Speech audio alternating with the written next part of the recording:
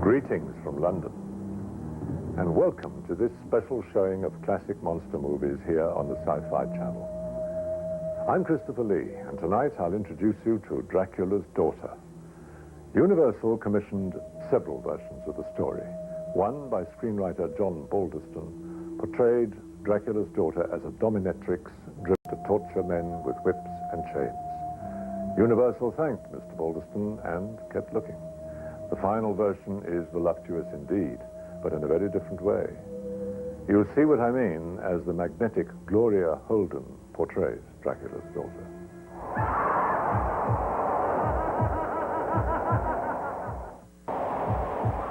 The offspring of the great Dracula is played by Gloria Holden, chosen for her dark features reminiscent of Bela Lugosi's. But don't look for Lugosi in this film. The flashback to Dracula features a wax dummy that looks less like Lugosi than Gloria Holden does. Lugosi was signed to do this movie, but was mysteriously paid off, his services unused. Even so, rabid vampire fans will find plenty to enjoy as the Sci-Fi Channel continues this special showing of Dracula's Daughter.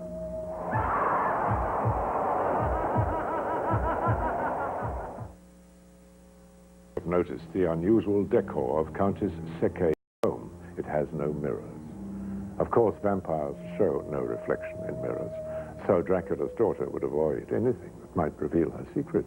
In 1936, Hollywood censors were more worried by the reflection of lesbianism. The Hayes office closely supervised the magical attraction between the Countess and the innocent Lily. They also removed a scene depicting the Countess feeding a live baby as a late-night snack to Dracula's vampire wives, a scene deemed too horrifying even for Dracula's daughter.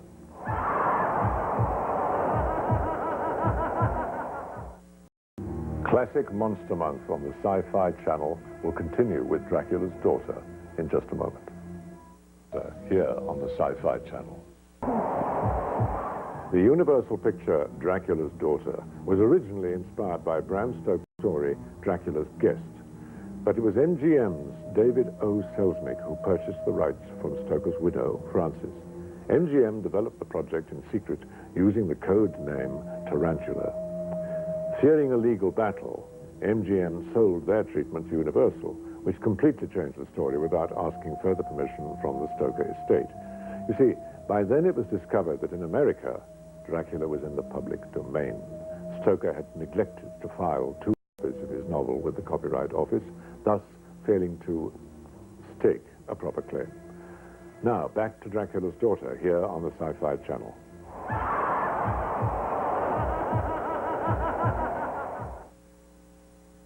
Daughter here on the Sci-Fi Channel. And so ends the story of Dracula's Daughter. Years later, when I played the Count, I always drew blood in Technicolor. In these early Universal films, the camera discreetly pans or cuts away before the fatal moment. That leaves the details to the viewer's imagination, lending these films a certain Victorian charm. I'm Christopher Lee, and I hope you'll join me again tomorrow here on the Sci-Fi Channel for another classic monster movie, Son of Dracula.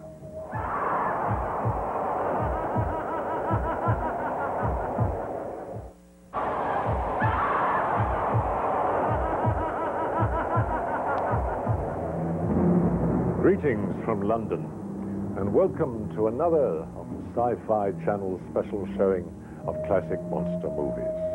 I'm Christopher Lee, and it's my pleasure to present to you Universal's 1943 blood chiller, Son of Dracula.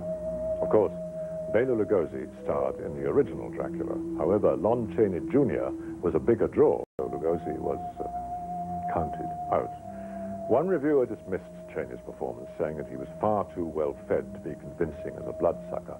Other reviewers praised the understated dignity of Chaney's Dracula. Why don't you be the judge as we enjoy Son of Dracula?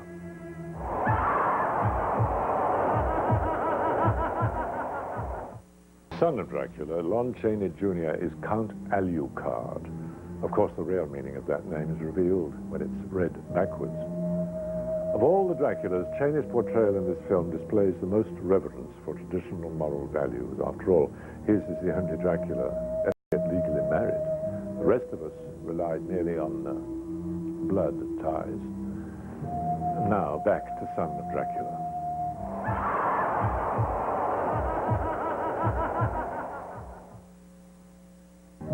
Vampire legends are as old as humankind. They derive from rituals that required drinking blood or eating body parts to absorb the strength of a dead victim. Usually, that victim was an animal.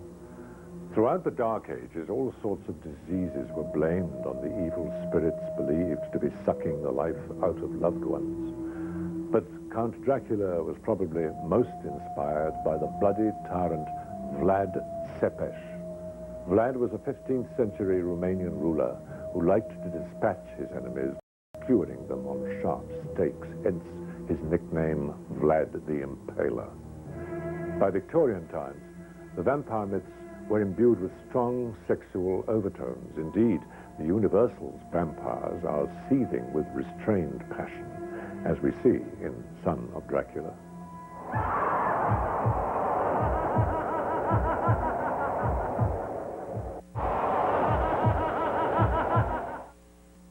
Classic Monster Month on the Sci Fi Channel will continue with Son of Dracula in just a moment, here on the Sci Fi Channel. You may have heard that Lon Chaney Jr. and Bela Lugosi had a well-publicized rivalry that began at Universal over the role of Dracula. Director Reginald Leborg recalls that on the set of The Black Sleep, Lugosi insulted Chaney, whereupon Chaney lifted up the older, smaller actor by his shirt. Crew members pulled the two men apart. It might have made an interesting sequel, Dracula. But now, the Sci-Fi Channel continues its special showing of classic monster movies as we return to Son of Dracula.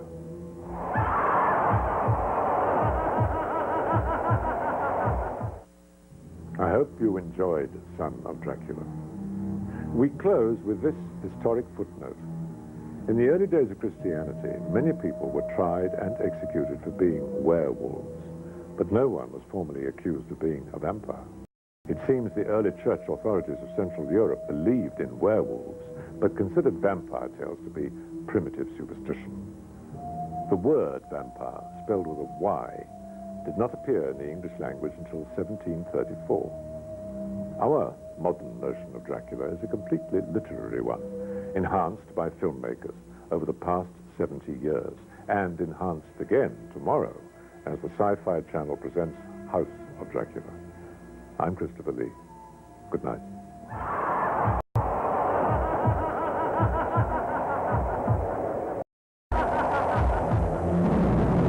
Good evening from London. I'm Christopher Lee, and I'm pleased to be your host as the Sci-Fi Channel continues this special showing of classic monster movies.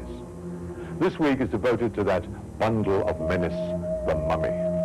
Like the original Mummy, produced 8 years before, this 1940 film was slickly produced on a tight budget. You may notice some stock footage that appeared in The Mummy, and if you're a true horror fan, you'll recognize the same musical score created for Son of Frankenstein. Tom Tyler, a popular cowboy star, plays the mummy Caris. If you long for Boris Karloff's performance, watch closely. You can see him in the wide shots of the temple scene, intercut with Tyler's close-ups. Now, prepare to enjoy that, and other sleights of hand. The Mummy's Hand.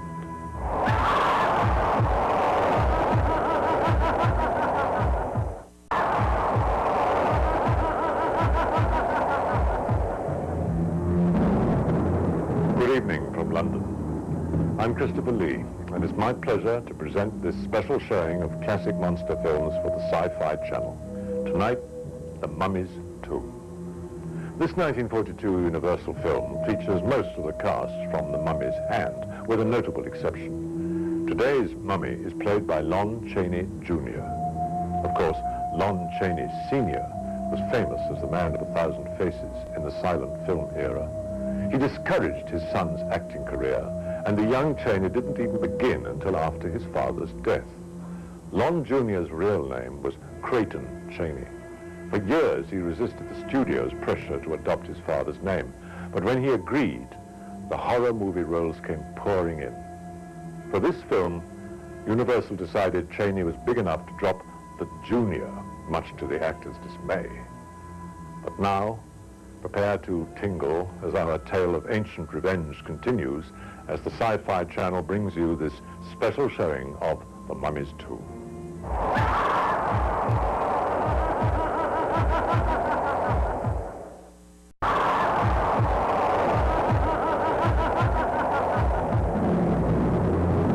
Good evening from London, and thank you for joining me for the Sci Fi Channel's special showing of classic monster movies. I'm Christopher Lee. The Mummy Caris returns in this fourth of the Universal Mummy films, The Mummy's Ghost.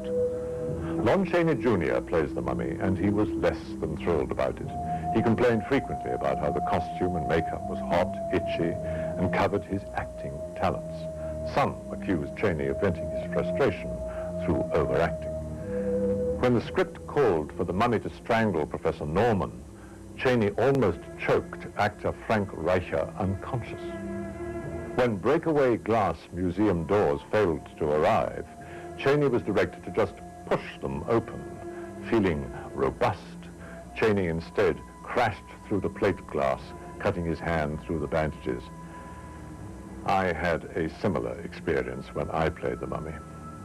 Some monsters can never have enough bandages, as we're about to find out.